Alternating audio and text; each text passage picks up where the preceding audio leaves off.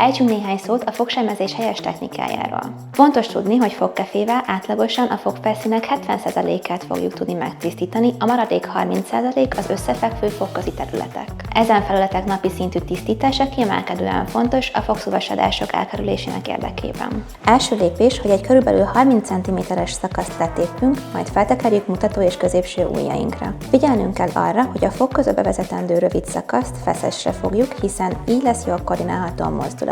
Ha lezárra és hosszabbra fogjuk a selymet, a kontaktponton átpattanva a selyem könnyen megsértheti az ínyt, ami vérzéssel, gyulladással járhat. A selymet óvatosan, lefelé, illetve oda-vissza irányuló mozdulatokkal tudjuk a kontaktponton átjuttatni. Mikor már a fogak közébe vezettük a selymet, először az egyik, majd kikerülve az íny háromszög csúcsát a másik fogfelszínhez feszítve, a selyem fellemozgatásával gond nélkül meg tudjuk tisztítani a felszíneket.